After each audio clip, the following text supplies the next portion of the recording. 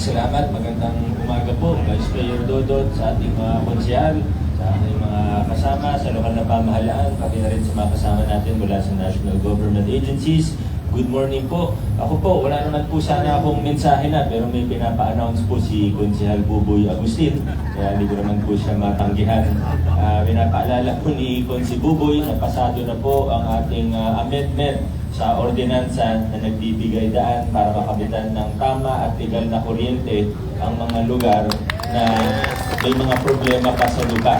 Ngunit po ito yung para sa may mga problema sa lupa. Nung nakaraang lupanari pa sa ito, noong 11, sanggulian ko na pa sa ito, pero may amendment po na ipinasa si Konsehal Buboy para po payagan na ang gagawin po, K-load. Ibig sabihin yung prepaid na Meralco po ang ikakabit. Bakit po? Para mas fair din sa mga landowner at o kaya sa mga susunod na magiging tenant. Kasi pag kami regular na connection at may utang, nagkakaproblema yung susunod na mga titira dun sa lupa na yun. Hindi sila makabitan na ng kuryente. Pero kung K-load prepaid, wala naman problema sa prepaid na Meralco, mas magiging maayos at fair po ito.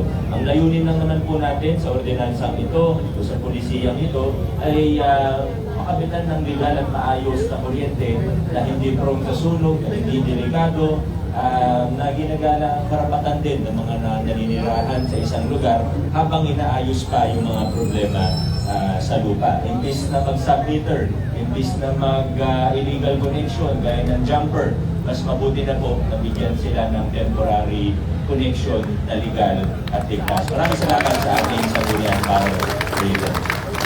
Ano dito rin ang kasama sa puso, dito rin ang kasama sa Office of the Building Official. Siguro ngayon, pagdating naman sa Office of the Building Official, mga ni-require natin, lalo na pag medyo tumataas na, talagang ini-inspection na natin ngayon at ni-require sila na magkaroon ng tamang building permit. Alam niyo naman po na pag sa urban core areas, traditionally, hanggang ngayon naman, medyo maluwag talaga tayo pagdating sa mga permit.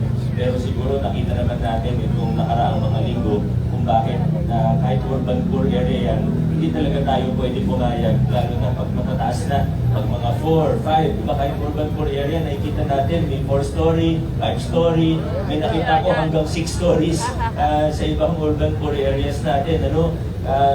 Kahit na gusto nating sabihin na o kaya gusto natin silang pagbigyan, safety.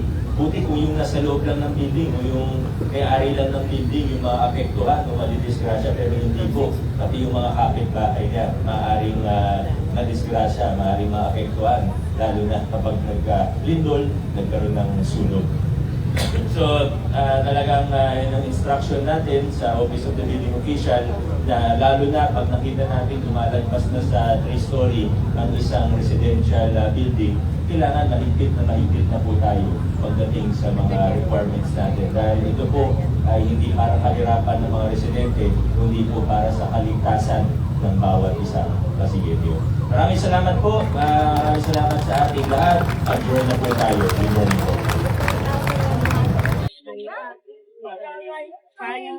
Thank you.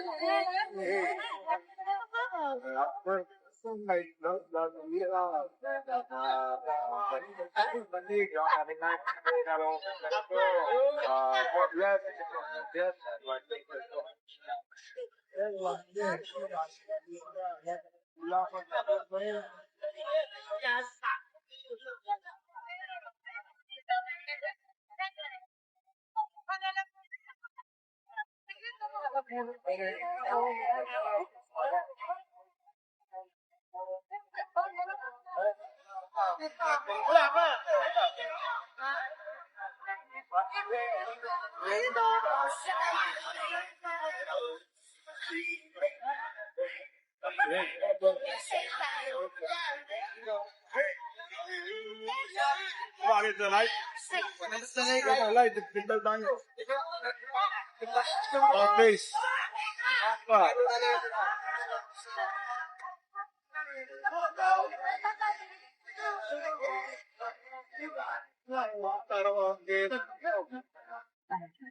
Hey.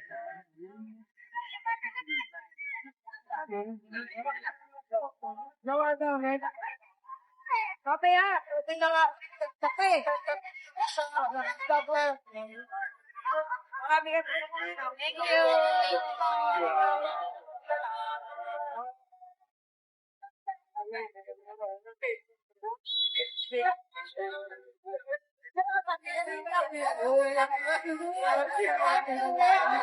Picture yata yun.